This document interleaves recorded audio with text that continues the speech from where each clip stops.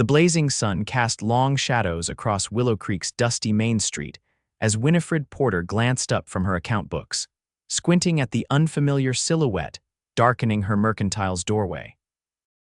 At 32, she had long since abandoned the frivolous dreams of her youth, building something lasting instead, a thriving business in a town where few women owned more than a hope chest. But nothing in her carefully constructed life had prepared her for the man now removing his hat as he stepped into her store, trailing the scent of leather, pine, and something dangerously like possibility. The year was 1878, and the Wyoming Territory was still wild enough that a woman alone invited speculation, judgment, and worse. Winifred had weathered it all with the same steely resolve that had carried her through her husband's death 6 years prior. She transformed his failing general store into the most profitable mercantile for 50 miles, a fact that earned her both respect and resentment in equal measure. "Afternoon, madam," the stranger said, his voice carrying the gentle lilt of Texas beneath the respectful tone. He couldn't have been more than 25, with shoulders broad enough to suggest hard work and eyes that seemed to have seen more than his years should allow. "Good afternoon," Winifred replied, her practiced shopkeeper's smile firmly in place. "What can I help you with today?" "Name's Matthew Colton," he said, crossing to her counter with a confident stride that belied his age. "Just hired on at the Diamond Bar Ranch. Foreman said you'd be the one to see about supplies." Winifred nodded briskly, retrieving her order ledger. "Mr. Hargrove mentioned a new hand would be coming by. I can have everything ready by tomorrow afternoon." The young cowboy leaned against her counter, those eyes blue as a summer sky studying her with unnerving interest. "No rush, Mrs. Porter," she supplied. "Winifred Porter, Mrs. Porter," he repeated, seeming to test the name. "I'd be obliged if you'd call me Matthew or Matt." Something in his direct gaze made her straighten her spine. "That wouldn't be appropriate, Mr. Colton. Now, about those supplies." She kept her tone businesslike as they discussed the ranch's needs, but found herself uncomfortably aware of the way his tanned hands rested on her counter, hands that bore the calluses of honest work, but retained a youthful strength her late husband's had never possessed. "Will that be all?" Winifred asked when they'd finalized the order, hoping he'd take his leave. Instead, he smiled, a slow, deliberate curve of his lips that reminded her she was a woman as well as a shopkeeper. "Actually, I was wondering if you might join me for supper at the hotel restaurant this evening." Winifred nearly dropped her pencil. "I beg your pardon, supper," he repeated, unruffled by her reaction. "I'm new in town and you seem like someone worth knowing." "Mr. Colton," she said firmly, "I don't think you understand.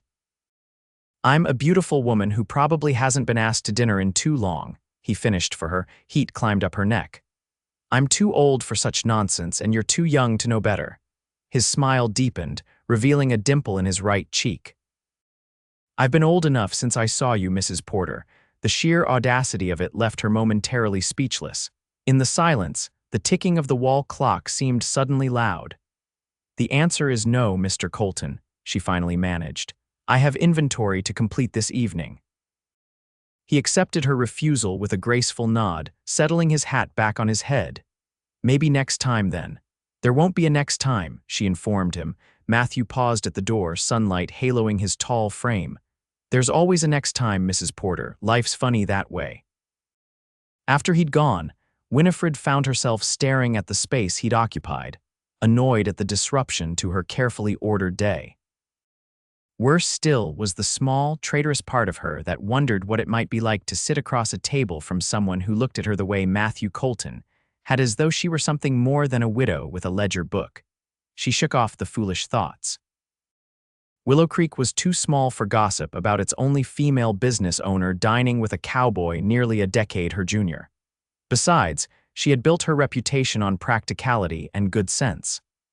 Matthew Colton, with his easy smile and presumptuous invitation, represented neither. Winifred closed her ledger with more force than necessary. She had a business to run, and no time for distractions, especially not distractions with blue eyes and Texas drawls.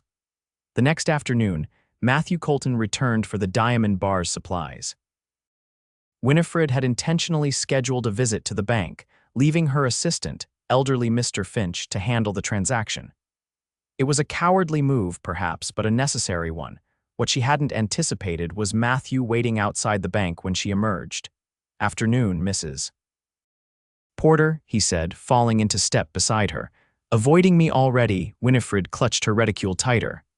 "I have a business to run, Mr. Colton. Not everything revolves around you." "Fair enough," he conceded. "I just thought I'd save you the trouble of saying no again and walk you back to your store instead."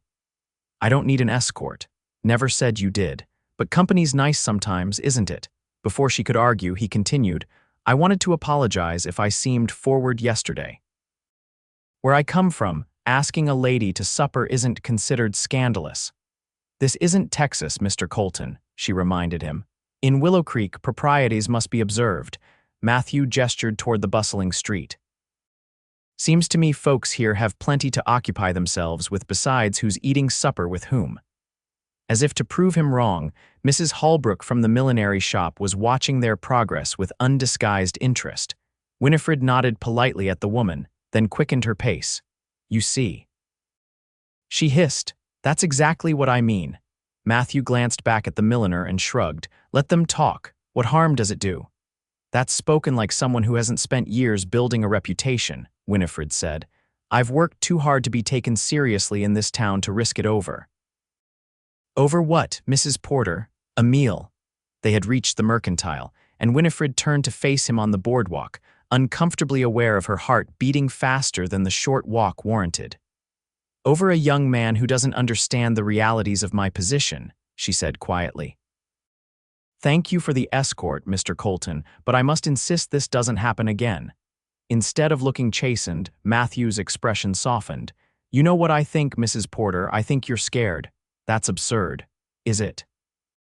Because from where I'm standing, you seem terrified that someone might see you as more than the widow Porter with her account books and proper manners." Winifred felt as though he'd slapped her. "You know nothing about me." "I'd like to, though," he said simply, "if you'd let me." For a moment, something flickered in his eyes, something so genuine it made her throat tighten. Then he touched the brim of his hat and was gone, striding down the street toward the livery where his horse waited. Winifred stood frozen, aware that Mrs. Holbrook was still watching, that several passers-by had slowed to observe their exchange, that her cheeks were burning in a way they hadn't in years. With as much dignity as she could muster, she entered her store, closing the door firmly behind her. "Everything all right, Mrs. Porter, Mr. Finch asked, peering over his spectacles. "Perfectly fine," she lied, retreating to her office where she spent the next hour staring blankly at her ledger, seeing only blue eyes and a knowing smile. 2 weeks passed with no sign of Matthew Colton in town. Winifred told herself she was relieved. The Diamond Bar sent other hands for supplies, and life returned to its predictable rhythm. If she occasionally caught herself watching the door when the bell above it rang, that was merely habit, nothing more. Then came the storm. A late spring blizzard swept down from the mountains with little warning, stranding travelers and sending townspeople scurrying for shelter. Winifred had just closed up shop when Sheriff Wilson arrived at her door. "Evening, Mrs. Porter," he said, stamping snow from his boots. "Got ourselves a situation." Winifred ushered him in from the cold. "What kind of situation, Sheriff?" "Got a man injured out at the MacGregor place. Dr. Peters is out at the Reynolds farm delivering twins, and the roads are getting impassable." The sheriff looked uncomfortable. "Heard you had some nursing experience during the war." Winifred felt a chill that had nothing to do with the weather. She had indeed worked as a nurse during the final year of the Civil War, but it wasn't something she discussed in Willow Creek. "Who's injured?" she asked, already reaching for her coat. One of Diamond Bar's hands got thrown from his horse trying to help the MacGregors round up strays before the storm hit. Shoulders dislocated, maybe some broken ribs. The sheriff hesitated. "It's that young Texan, Colton."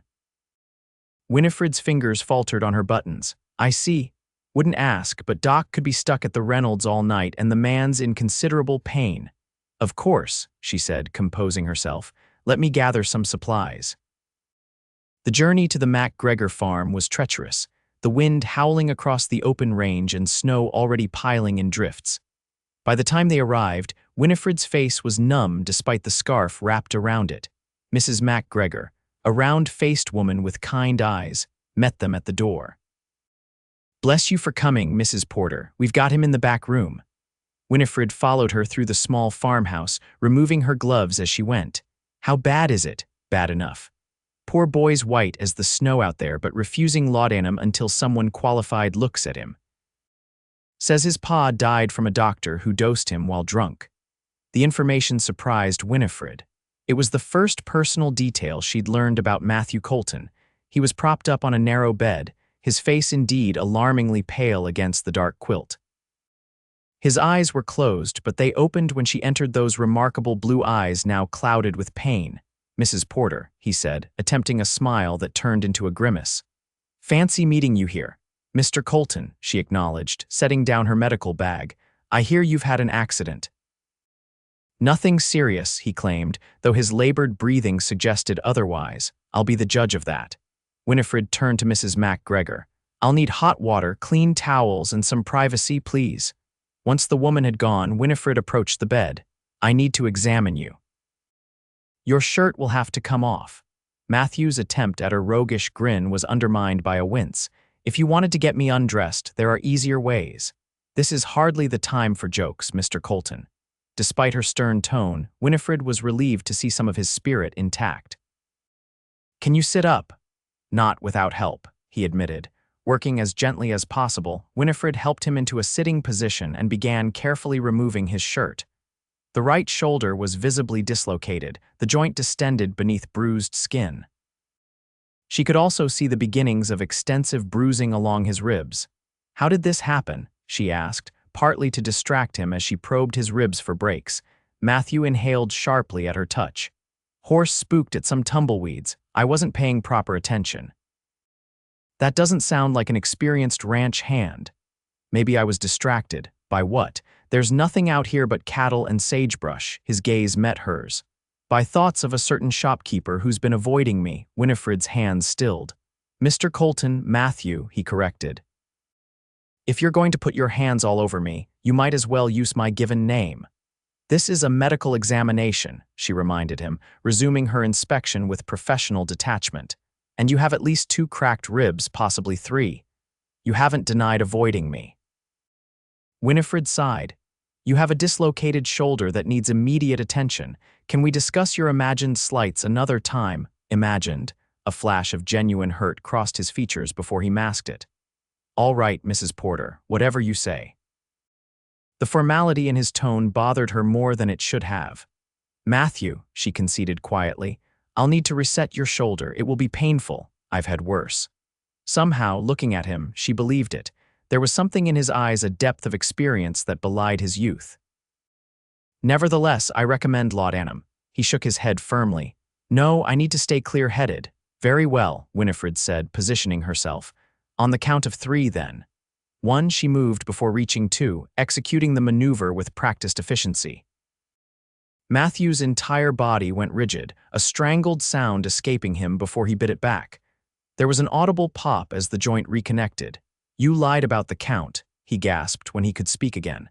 "It's better when you're not tensed up anticipating it." Winifred began binding his ribs. "The shoulder will be sore for several weeks. You'll need to keep it immobilized initially."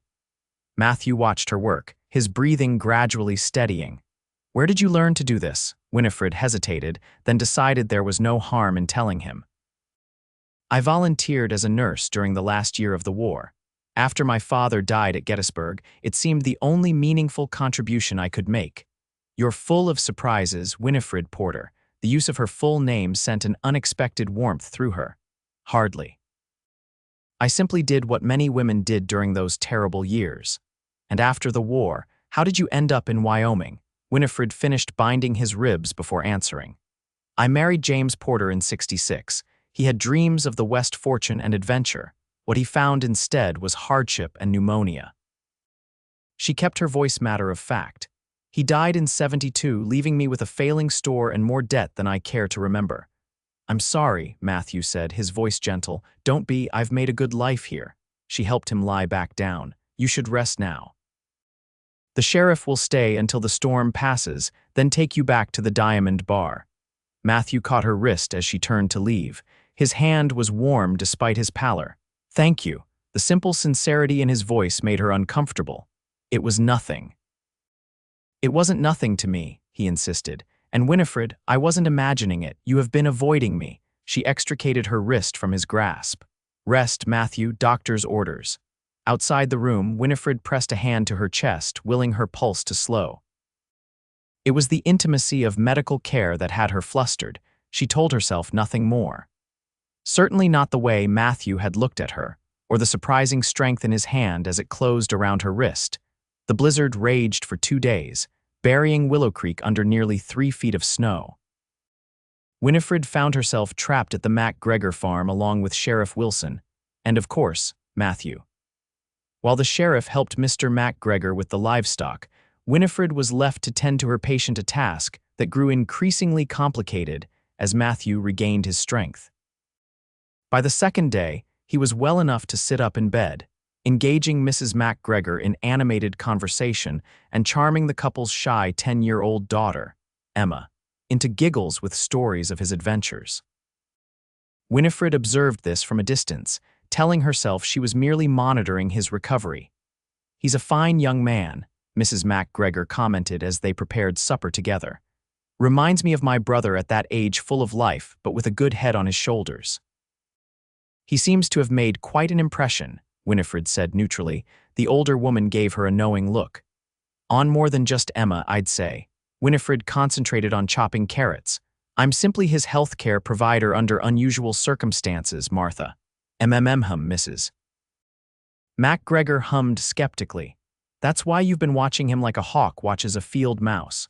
To ensure he doesn't aggravate his injuries, Winifred insisted. If you say so, dear. Martha's tone made it clear she wasn't convinced, but if I may offer some unsolicited advice. Life's too short to hide behind propriety when happiness comes knocking. Before Winifred could respond, Emma burst into the kitchen. Ma, Mr. Colton says he's strong enough to join us for supper if Mrs. Porter approves. Both women turned to Winifred, who felt suddenly cornered. I suppose a change of scenery would do him good, she conceded. That evening found them gathered around the MacGregors' table, the howling wind outside making the warmth of the kitchen all the more welcome.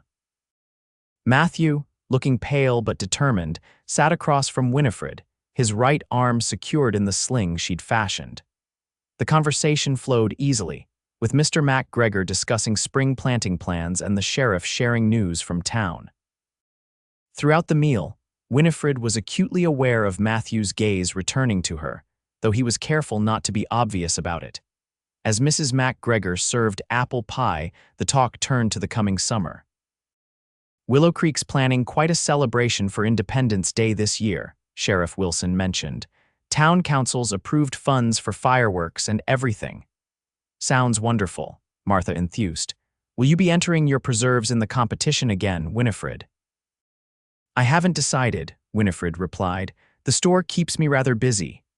All work and no play, Matthew observed quietly, those blue eyes holding hers across the table. Seems a shame. Some of us have responsibilities that don't allow for much frivolity, Mr. Colton.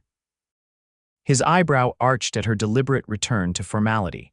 And some of us forget that living is a responsibility too, Mrs. Porter. An uncomfortable silence fell over the table until Emma innocently asked, Will there be dancing at the celebration, Sheriff?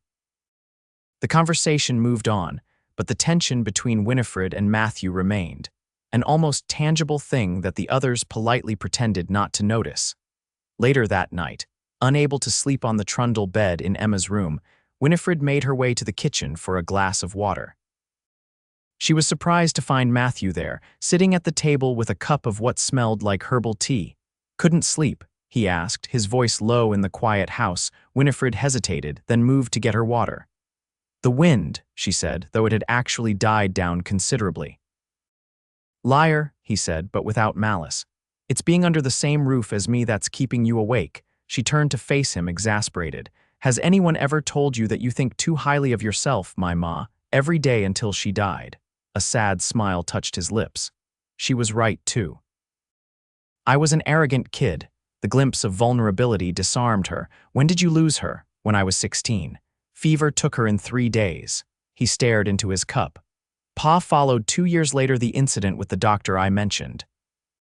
Winifred found herself sitting across from him, her water forgotten. I'm sorry.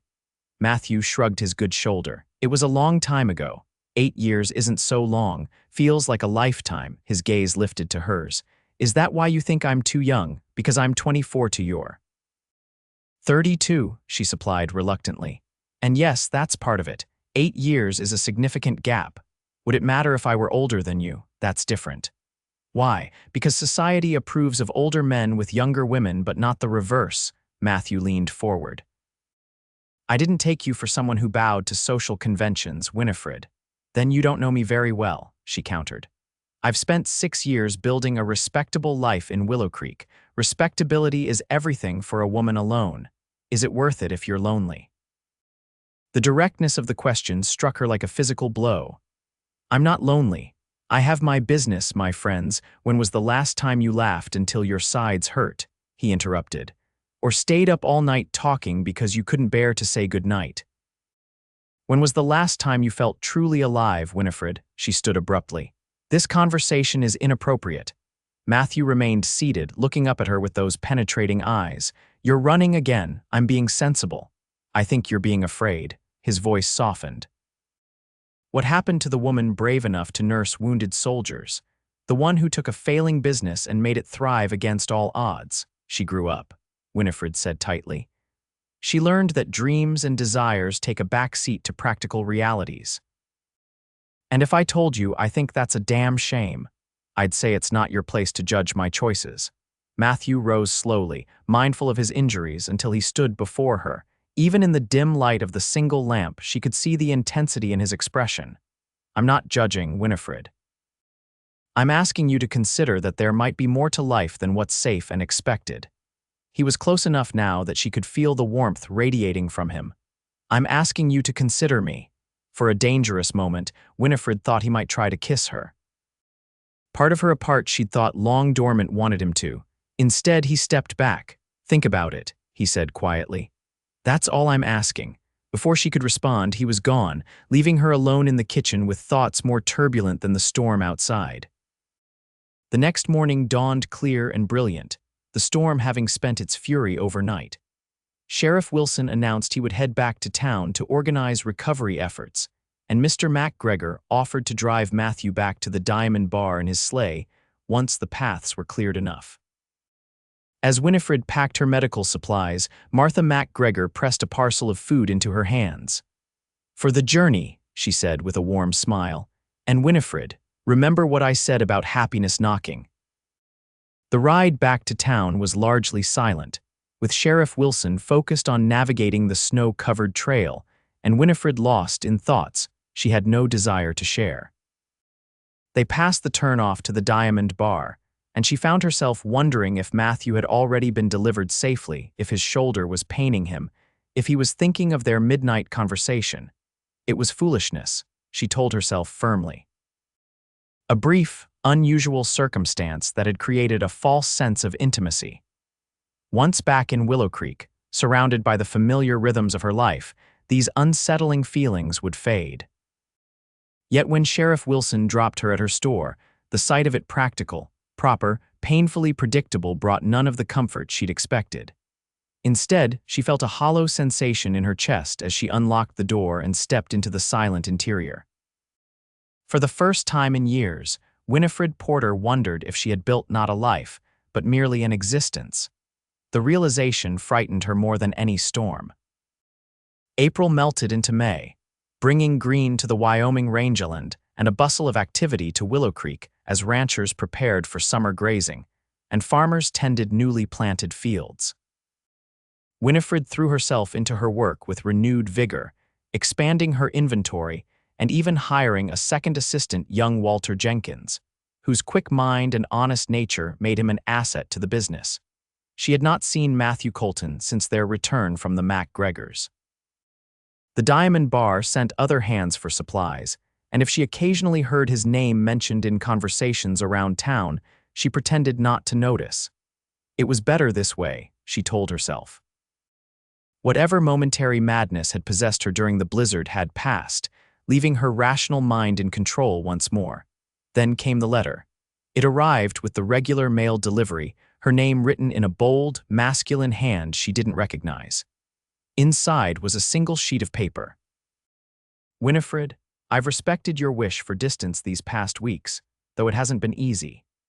I find myself thinking of you at the strangest moments when the sunrise turns the sky the exact shade of your hair, or when the wildflowers bloom with the same determination I see in your eyes.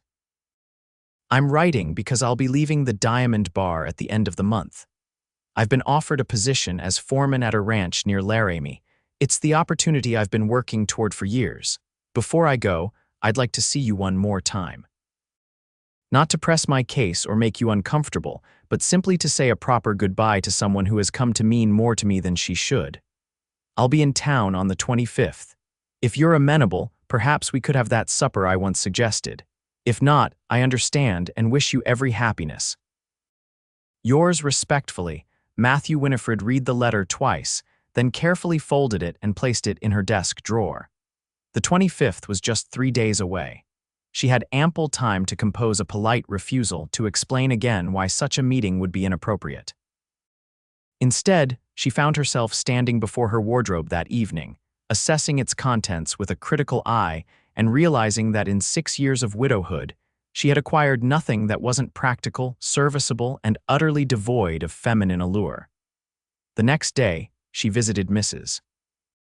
Holbrook's millinery shop for the first time in years. Mrs. Porter, the milliner exclaimed, clearly surprised. What a pleasure. How may I assist you today? Winifred hesitated only briefly. I find myself in need of a new dress, something less severe than my usual attire. Mrs. Holbrook's eyebrows rose, but she recovered quickly. Of course, I have several lovely patterns that would suit your coloring beautifully. May I ask the occasion? No occasion, Winifred lied. Simply time for a change. If the milliner suspected otherwise, she was professional enough not to say so directly. Change can be most invigorating, she observed instead, leading Winifred to a display of fabric samples. Perhaps this sapphire blue, it would complement your auburn hair wonderfully. 2 hours and more money than she'd spent on herself in years later, Winifred left with the promise of a new dress to be delivered the following afternoon. The color was indeed a deep, vibrant blue that reminded her uncomfortably of a certain cowboy's eyes. She told herself this was merely coincidence. The 25th dawned clear and warm. Winifred went about her morning routine with deliberate normalcy, ignoring the flutter of nerves in her stomach. She had decided to accept Matthew's invitation for a final meal together, a civilized farewell that would provide closure for whatever this strange connection between them had been. At precisely 5 o'clock, she closed the store and climbed the stairs to her private quarters above the mercantile. The new dress waited, carefully hung to avoid wrinkles. It was more fashionable than anything she'd worn since before the war, with a fitted bodice that emphasized her still trim waist and a neckline that, while modest by current standards, revealed more of her throat and collarbone than her usual high-necked shirtwaists. Winifred arranged her hair with more care than usual, allowing a few soft tendrils to escape the practical knot at her nape. She even applied a touch of rose-tinted salve to her lips, another purchase from Mrs. Holbrook that she'd nearly talked herself out of. Looking in the mirror, she barely recognized the woman who stared back. Gone was the severe shopkeeper with her practical bun and sensible attire. In her place stood someone both familiar and strange, the ghost of the young woman she'd been before life and loss had taught her caution. It was both thrilling and terrifying. At 6:30, she made her way to the hotel restaurant, acutely aware of the glances she drew from passers-by. Willow Creek was small enough that any deviation from routine was noted, and Winifred Porter, in a new blue dress, walking purposefully toward the hotel in the evening hours, was deviation enough to fuel gossip for days. For the first time in years, she found she didn't care. Matthew was waiting in the hotel lobby, his back to her as he gazed out the window. He had dressed for the occasion as well, She noted his usual ranch clothes replaced by a well-cut dark jacket and trousers that emphasized his height and the breadth of his shoulders. His hat was held loosely in hands that showed signs of hard work, despite their obvious recent scrubbing. As if sensing her presence, he turned. The look that crossed his face as he saw her surprise giving way to open admiration sent heat climbing up her neck. "Winifred," he said, her name almost reverent on his lips. "You look beautiful. Thank you." She was grateful her voice remained steady despite the sudden dryness in her throat. "You clean up rather well yourself, Mr. Colton." A hint of his familiar grin appeared. "I thought we'd progress to first names." "Matthew," she amended, surprising herself with how naturally it came. He offered his arm, a gesture both old-fashioned and oddly touching. "Shall we?" The hotel restaurant was the finest establishment in Willow Creek, which wasn't saying much by Eastern standards, but represented the height of local sophistication. White tablecloths, actual wine glasses, and a menu that extended beyond the usual steak, and potatoes made it the setting for all important town occasions. As Matthew held her chair, Winifred was acutely aware of the other diners, Judge Patterson and his wife at one table, the bank manager and his family at another. Their curious glances confirmed what she'd already known. By tomorrow, all of Willow Creek would be discussing Widow Porter's dinner with the young cowboy. Strangely, the knowledge didn't distress her as it once would have. "I must admit," Matthew said once they were seated, "I half expected a polite refusal to my letter." "So did I," Winifred confessed. "I'm not entirely sure why I accepted." His eyes held hers across the table. "I'm glad you did, whatever the reason."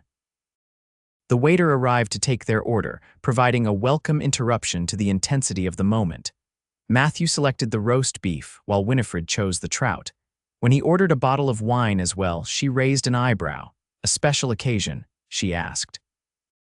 "A Last Supper deserves proper accompaniment," he replied. Something in his tone suggested the words held more meaning than was immediately apparent. Once they were alone again, a brief awkwardness fell between them, the inevitable result of two people who had shared moments of intimacy now finding themselves in a public, formal setting. "Your letter mentioned a position near Laramie," Winifred said, breaking the silence. "That sounds like a good opportunity." Matthew nodded. "The Circle T is a growing operation, the owners looking to expand into breeding stock, which is something I've had experience with in Texas." "You'll be good at it," she said with certainty. "You have a natural way with living things." He looked pleased by the observation. High praise from a woman who's built an empire from a failing general store. "Hardly an empire," she demurred, though his recognition of her accomplishment warmed her. "Don't sell yourself short, Winifred. What you've done takes courage and vision. Not many men could have managed it, let alone a woman facing the prejudices you must have encountered." The conversation flowed more easily after that, moving from business to more personal matters. Winifred found herself sharing stories of her childhood in Pennsylvania, of her headstrong mother who had insisted her daughters receive proper educations despite her husband's reservations. "She sounds remarkable," Matthew commented. "I see where you get it from." "My mother would have been scandalized by most of my choices," Winifred admitted with a small laugh. Moving west, working in trade, she had more genteel aspirations for her daughters, and yet I suspect she'd be proud of what you've accomplished. The wine arrived, and with it a loosening of the final reserves between them. Matthew spoke of his years growing up on a small ranch in the Texas Hill Country, of a father who taught him horsemanship, and a mother who insisted he learn to read Shakespeare alongside roping cattle. "They sound like wonderful parents," Winifred said. "They were." A shadow crossed his face. "After they died, I drifted for a while. Took whatever work I could find, moved on when restlessness hit. It wasn't until I started at the Diamond Bar that I began thinking about putting down roots again." Something in his tone made her ask, "And now, will Laramie be those roots?" Matthew studied her over the rim of his wine glass. "That depends. On what? On whether there's something or someone worth staying closer to." The directness of his gaze left no doubt as to his meaning. Winifred felt her cheeks warm, and not from the wine.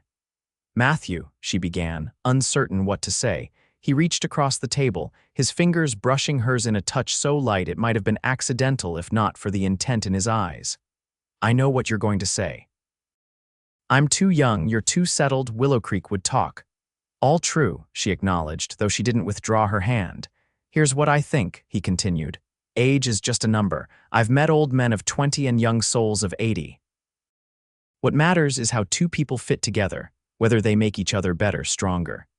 His thumb traced a small circle on her palm, sending an unexpected shiver up her arm. As for Willow Creek talking, they're already doing that. Might as well give them something worth gossiping about. Despite herself, Winifred smiled. "You make it sound so simple."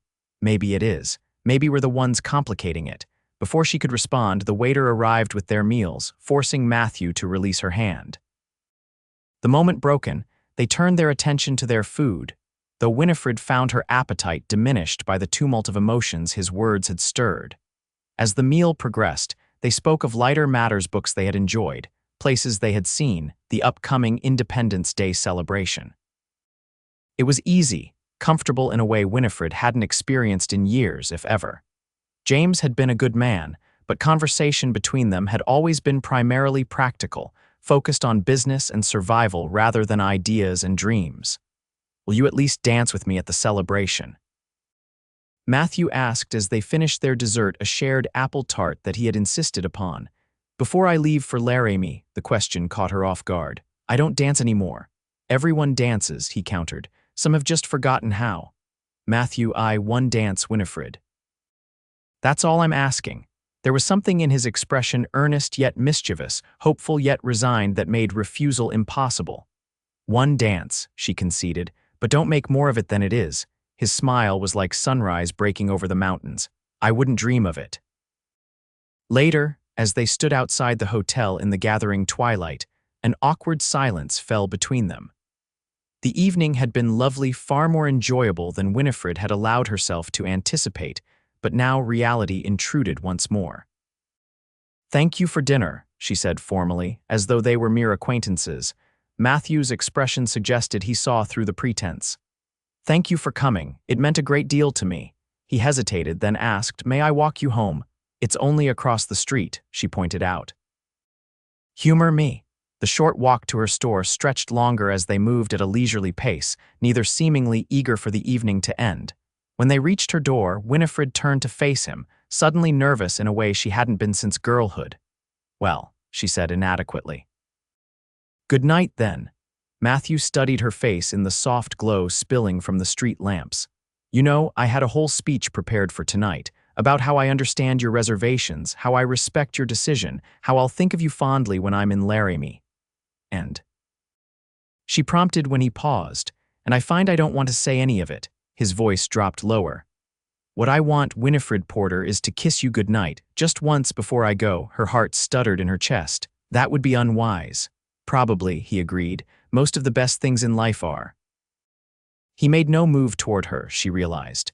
He was waiting for her permission, leaving the choice entirely in her hands. In that moment, Winifred saw with perfect clarity the fork in her path. She could bid him a polite good night, return to her ordered existence, and in time convince herself this brief interlude had been nothing more than a middle-aged woman's folly. Safe, respectable, achingly empty, or she could, for once, choose something simply because she wanted it. "Yes," she whispered, the word barely audible even to her own ears. Matthew heard it nonetheless.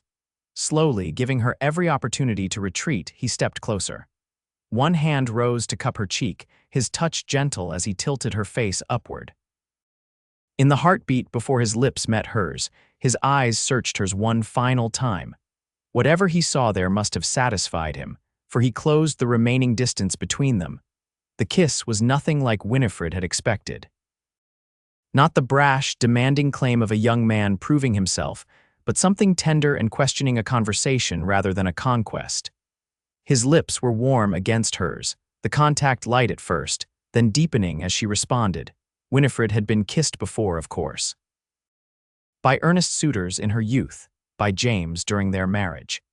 But never like this, never in a way that made her feel simultaneously anchored and adrift, as though she'd found solid ground only to discover it was moving beneath her. When Matthew finally drew back, his breathing was as unsteady as her own. His thumb traced the curve of her cheekbone, his expression a mixture of wonder and restraint. "Good night, Winifred," he said softly. "I'll see you at the celebration." Before she could find her voice, he was gone, his tall figure disappearing into the gathering darkness. Winifred stood motionless on her doorstep, her fingertips pressed to lips that still tingled from his touch. Inside, climbing the stairs to her quarters, she caught sight of herself in the mirror, cheeks flushed, eyes bright, looking younger than she had in years. The woman who gazed back at her seemed both familiar and a stranger, like a friend she'd lost touch with long ago. That night, for the first time since James died, Winifred dreamed not of ledgers and inventory, but of open skies and possibilities. The weeks leading up to Independence Day passed in a blur of activity. With summer in full swing, the mercantile was busier than ever, giving Winifred little time to dwell on that evening with Matthew or the kiss that had followed. If she occasionally found herself touching her lips in quiet moments, or if her eyes strayed to the calendar more often than necessary, she attributed it to the general anticipation surrounding the upcoming celebration. She had not seen Matthew since that night. The Diamond Bar's hands reported he was busy preparing for his departure, training his replacement and finishing projects before he left for Laramie. The rational part of her was grateful for the separation time to regain her perspective, to remember all the reasons why anything beyond friendship with Matthew Colton was impossible. Yet as the 4th of July approached, Winifred found herself doing something she hadn't done in years. She sent away to Cheyenne for a new dress. Not merely new, but fashionable, a creation of summer-weight cotton in a soft green that complemented her coloring, with a more modern silhouette than anything in her current wardrobe. "My, that's lovely," Mrs. Holbrook exclaimed when Winifred came for a final fitting. "Special plans for the celebration, nothing in particular," Winifred replied, avoiding the milliner's knowing gaze. "Well, you'll certainly turn heads," the older woman observed, "including, I imagine, a certain young man's from the Diamond Bar." Winifred stiffened. "I don't know what you mean." Mrs. Holbrook waved a dismissive hand. "Oh, come now, Winifred, this is Willow Creek. Everyone saw you two at the hotel restaurant, looking at each other like you were the only people in the room." Heat climbed Winifred's neck. "We were having a farewell dinner, Mr. Colton is leaving for a position in Laramie." "Hum," Mrs. Holbrook hummed, adjusting the dress's hem. "That explains the new wardrobe, I suppose. Nothing says pleasant acquaintance quite like ordering 2 new dresses in a month after 6 years of practical black and brown." Winifred had no response to that uncomfortably accurate observation. The milliner's expression softened. "For what it's worth, I think it's wonderful. You've been alone too long, and he seems a fine young man." "He's 8 years my junior," Winifred felt compelled to point out. "My Harold was 10 years younger than me," Mrs. Holbrook revealed with a reminiscent smile. "Best 25 years of my life before pneumonia took him. Age is just a number, my dear." It was the second time Winifred had heard that particular sentiment expressed. This time, coming from a respected widow whose marriage had apparently thrived despite a similar age gap, it carried more weight than she cared to admit. The day of the celebration dawned clear and hot, promising perfect weather for the festivities. Willow Creek had outdone itself this year, with bunting decorating the main street, food stands set up in the town square, and a dance floor constructed near the newly built bandstand. Winifred opened the mercantile for the morning, doing a brisk business in last-minute purchases, then closed at noon to prepare for the afternoon's events. Upstairs, she took more care with her appearance than she had in years, arranging her auburn hair in a softer style and even applying a touch of the rouge Mrs. Holbrook had pressed upon her during her last visit. The green dress, when she donned it, transformed her in ways she hadn't anticipated. The color brought out the golden flecks in her hazel eyes, while the more modern cut emphasized a figure that had remained trim despite the passing years. Looking in the mirror, Winifred hardly recognized herself. This wasn't the practical widow Porter, but a woman who might turn heads for reasons beyond her business acumen. The thought was both thrilling and terrifying. The celebration was already in full swing when she arrived at the town square. Children raced about with sparklers, while adults gathered in groups, enjoying the rare day of leisure. A baseball game was underway in the field behind the school, and the smell of barbecue filled the air. Winifred was immediately waylaid by acquaintances, drawn into conversations about the mercantile, the upcoming harvest, the weather. If there were curious glances at her new dress or whispers behind hands as she passed, she pretended not to notice. It wasn't until late afternoon, as the sun began its descent toward the western mountains, that she caught sight of him. Matthew stood with a group of men from the Diamond Bar, laughing at something one of them had said. He was dressed much as he had been for their dinner, though his jacket was absent in deference to the summer heat. As if sensing her gaze, he turned, his eyes finding hers across the crowded square. The smile that spread across his face made her breath catch open, unguarded, meant only for her despite the dozens of people between them. For a moment, neither moved. Then Matthew excused himself from his companions and began making his way toward her, weaving through the crowd with an easy grace that belied his size. "Mrs. Porter," he greeted her formally as he approached, though his eyes told a different story. "You look beautiful." "Thank you, Mr.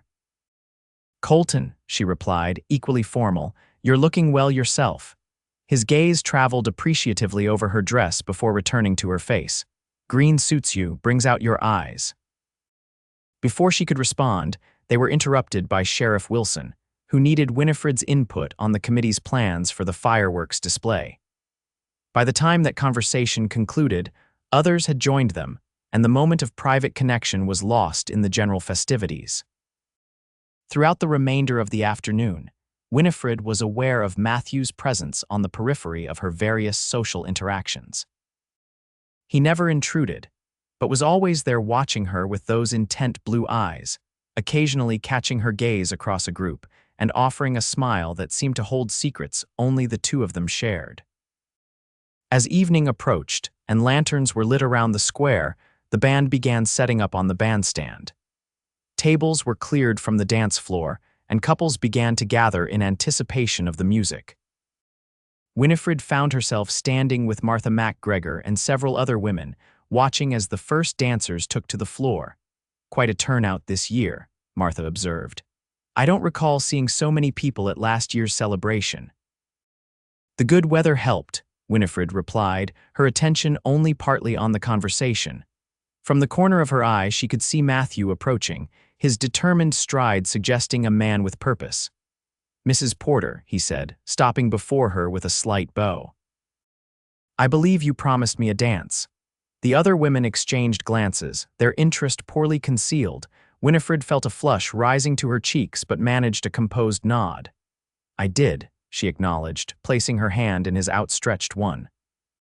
As he led her to the dance floor, Winifred was acutely aware of the eyes following them. "Everyone is watching," she murmured. "Let them," Matthew replied, turning to face her as they reached the edge of the floor. "I've been waiting for this dance since I met you."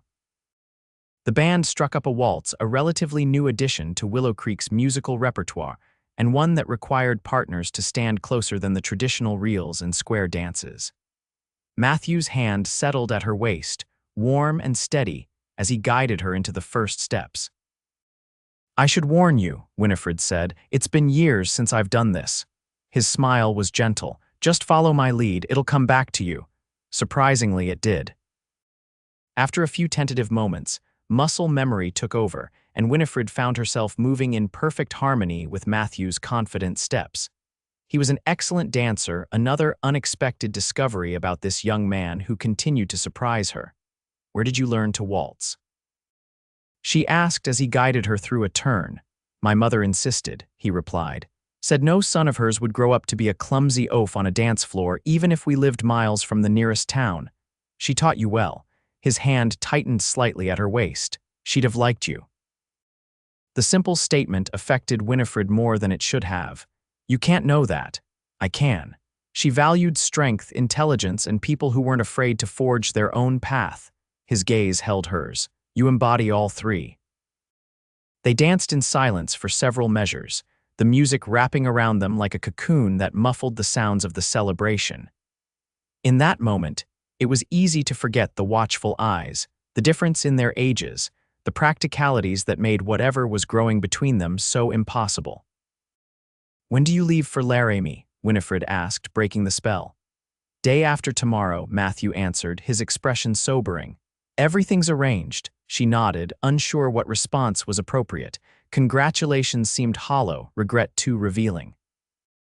"Unless," he added, his voice dropping lower, "I had a reason to stay." Winifred missed a step, recovered quickly with his guidance. "Matthew, I know what you're going to say," he interrupted gently. "That it's impossible that people would talk, that I'm throwing away an opportunity." "All true," she confirmed. Though the words tasted bitter on her tongue, his blue eyes searched hers. "Tell me you feel nothing for me, Winifred, and I'll go to Laramie without another word. Tell me that kiss meant nothing, that this," his hand at her waist tightened fractionally, "is just politeness on your part, and I'll wish you well and be on my way." The directness of the challenge took her breath away. Here it was the moment of truth she'd been avoiding since that night outside her store. Winifred knew what she should say, what the practical, respectable widow Porter would say. Instead, she found herself answering with a question of her own. "What would you have me do, Matthew?"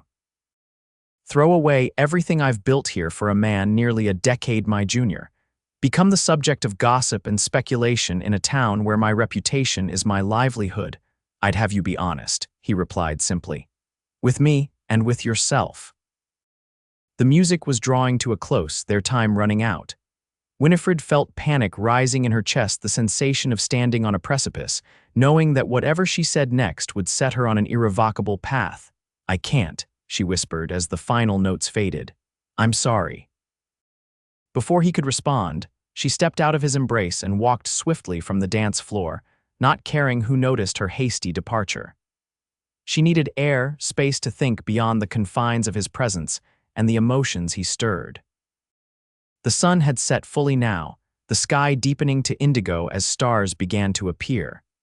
Winifred made her way to the edge of the square, away from the lanterns and the crowd, seeking solitude to compose herself. Instead, she found Matthew, who had followed her retreat. "Running again," he observed quietly, coming to stand beside her. "Being sensible," she corrected, though the words sounded hollow even to her own ears.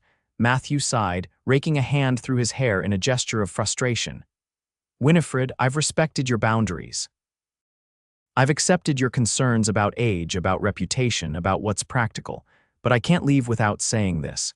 He turned to face her fully, his expression more serious than she'd ever seen it. "I love you. I didn't mean for it to happen, and God knows I've tried to talk myself out of it. But there it is. I love your strength, your intelligence, the way you've carved out a life on your own terms. I love that you can reset a dislocated shoulder without flinching but blush when I compliment your dress." Winifred felt her heart pounding so hard she was certain he must hear it. "Matthew, please, let me finish," he insisted gently. "I'm not asking you to throw away what you've built. I'm asking you to consider building something new together. I don't care what people say about the difference in our ages. I don't care if they gossip or speculate. The only opinion that matters to me is yours." He reached for her hand, and she let him take it. "If you truly feel nothing for me, I'll go to Laramie as planned and trouble you no further. But if there's even a chance, of course I feel something for you," Winifred interrupted, the words escaping before she could stop them. "How could I not? You burst into my carefully ordered life with your blue eyes and your impossible optimism, making me remember what it's like to want things beyond ledger, books, and inventory." Relief flooded his features, quickly followed by cautious hope. Then, "But feelings aren't enough," she continued. "Life isn't one of Mrs. Holbrook's romance novels. It's complicated and messy and unforgiving of foolish choices." "Is it foolish to choose happiness?" Matthew asked. "To choose love?" The question hung between them, unanswerable in its simplicity. In the distance, the first of the fireworks exploded against the night sky, casting momentary colored light across his features. "I don't know," Winifred admitted. "I've spent so long being practical that I'm not sure I remember how to be anything else." Matthew's expression softened. "Then let me remind you. Before she could react, he pulled her gently into the shadow of a nearby oak, away from potential observers. His hands came up to frame her face, his touch reverent as his thumbs traced the curve of her cheekbones. "This is what matters," he whispered. "Not age, not gossip, not what's expected, just this you and me together." When his lips met hers, it was with none of the hesitation of their first kiss.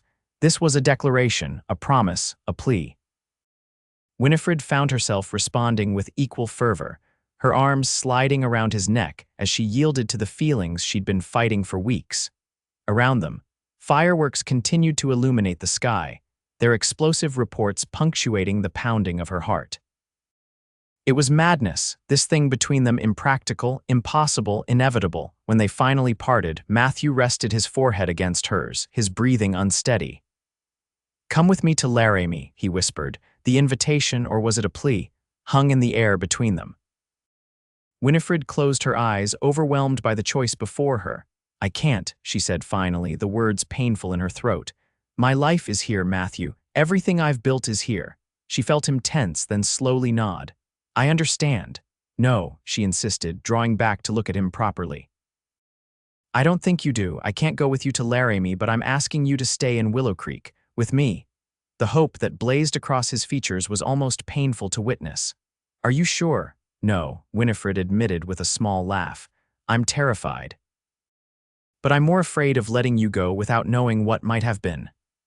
"What about your reputation, the gossip?" "Let them talk," she said, echoing his words from weeks ago. "I'm too old to let other people's opinions dictate my happiness." Matthew's smile was like sunrise breaking over the mountains. "There she is," he murmured. "The woman who nursed wounded soldiers and built an empire from a failing store." "Hardly an empire," she demurred, but returned his smile. "It will be," he promised, drawing her close again. "We'll build it together." Above them, the grand finale of fireworks illuminated the night in a cascade of color and light, a fitting accompaniment, Winifred thought, to the explosion of possibilities suddenly stretching before her. For the first time in years, the future seemed not a careful extension of the present, but a wild, wonderful unknown. It should have terrified her. Instead, with Matthew's arms around her and his heart beating steadily against hers, it felt like coming home. The news spread through Willow Creek with the efficiency that only a small town's gossip network could achieve. By noon the following day, everyone knew that Widow Porter had been seen in a passionate embrace with that young cowboy from the Diamond Bar during the fireworks display. By supper time, elaborate theories had developed about their relationship, ranging from the romantic to the scandalous. Winifred faced the whispers and curious glances with her head held high as she opened the mercantile for business as usual. If her hands trembled slightly as she arranged a display of canned goods, if her smile seemed brighter than normal as she greeted customers, no one was impolite enough to comment directly. Matthew, meanwhile, had the unenviable task of informing the Diamond Bar's owner that he would not be taking the Laramie position after all.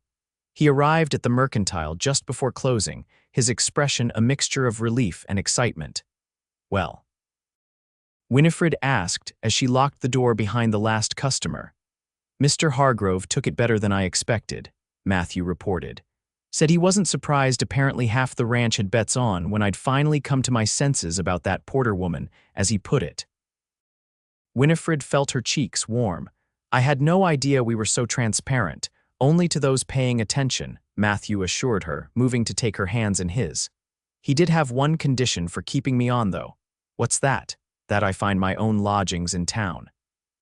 "Seems he doesn't want his foreman. Oh, did I mention he's promoting me to replace Jenkins when he retires next month?" Distracted by a long commute, Winifred's eyes widened.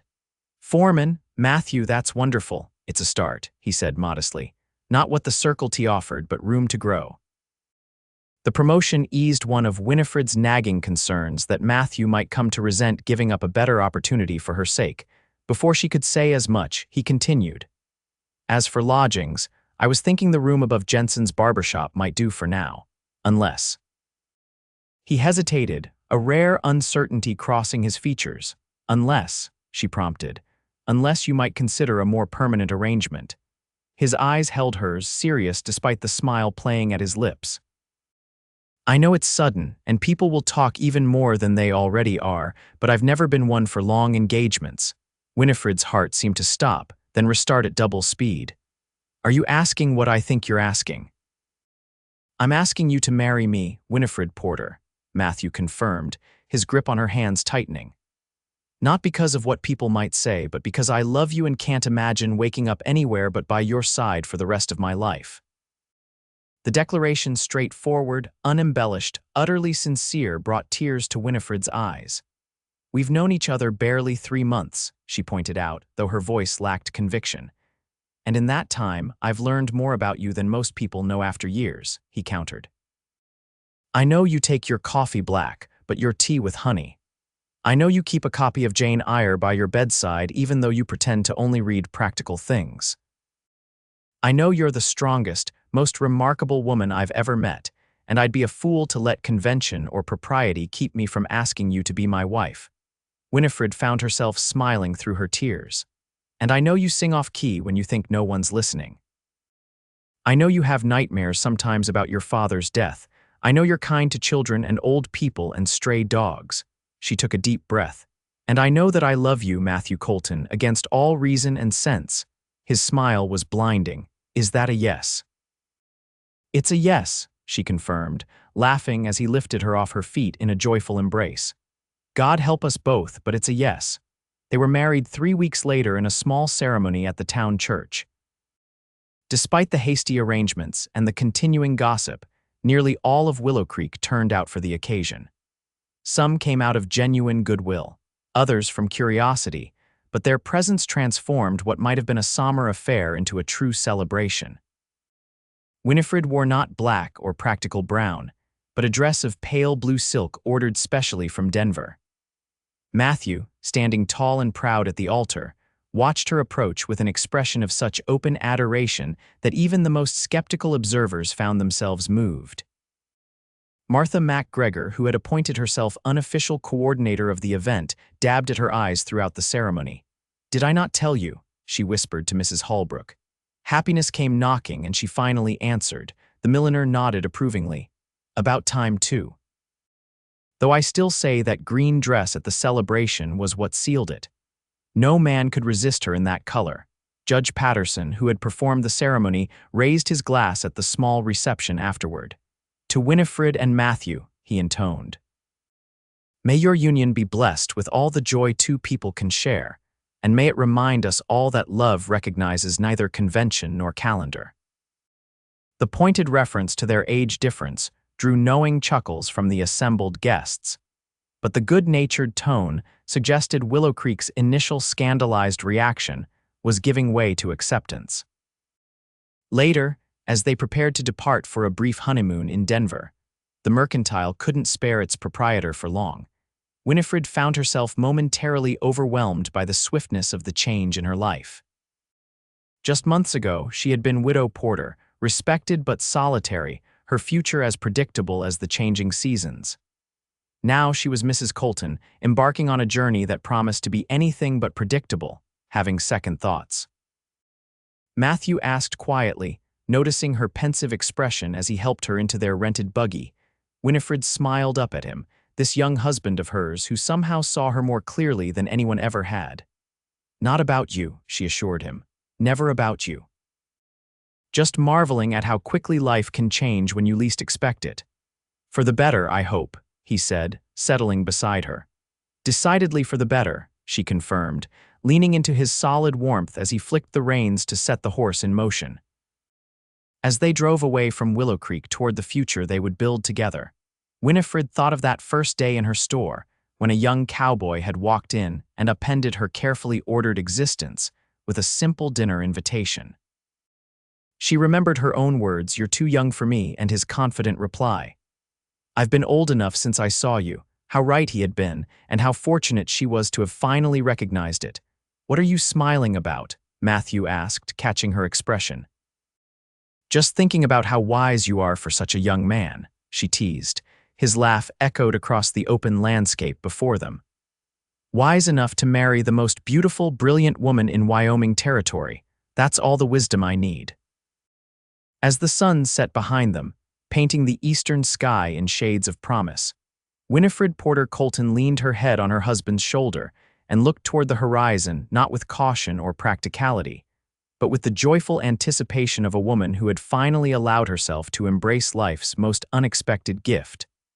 A love that defied convention, transcended age, and promised adventures yet to come. 10 years later, Winifred stood on the porch of their sprawling ranch house, watching as Matthew demonstrated roping techniques to their 8-year-old son, James. Their daughter, Margaret, just turned 6, sat on the porch steps beside her, carefully stringing beads onto a leather cord, a birthday gift for her father. The Diamond Bar Ranch, as it was still called though ownership had changed hands 5 years ago, had flourished under Matthew's management. When old Mr. Hargrove decided to retire to California for his health, he had offered his foreman first opportunity to buy the property. With the profits from the mercantile, now expanded to 3 locations across the territory, and Matthew's careful savings, they had seized the opportunity. Willow Creek had grown as well, from a dusty frontier town to a thriving community with a proper school, 2 churches, and even a small library that Winifred had helped establish.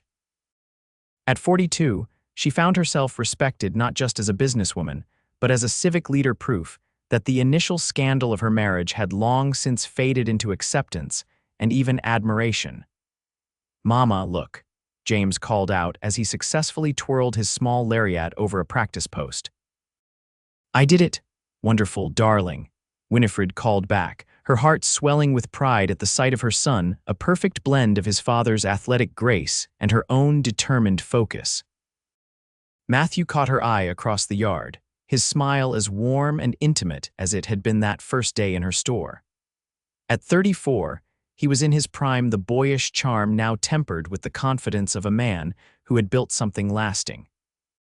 The years had only deepened the connection between them, each challenge overcome together, strengthening the bond that had once seemed so improbable. "My turn, Papa." Margaret abandoned her beading project and raced down the steps, dark braids flying behind her. Matthew swooped her up with a laugh. "All right, little lady. Let's see if you can outdo your brother." As she watched her family this miraculous, unexpected gift she had nearly denied herself out of fear and practicality, Winifred felt a familiar wave of gratitude wash over her. How different her life might have been if she had held firm to her initial rejection, if she had chosen the safe path, instead of risking her heart on a young cowboy with eyes the color of Wyoming skies. Later that evening, with the children tucked into bed and the house quiet around them, Winifred sat at her dressing table, removing the pins from her hair. In the mirror, she caught sight of Matthew watching her from their bed, his expression thoughtful. "What is it?" she asked, turning to face him.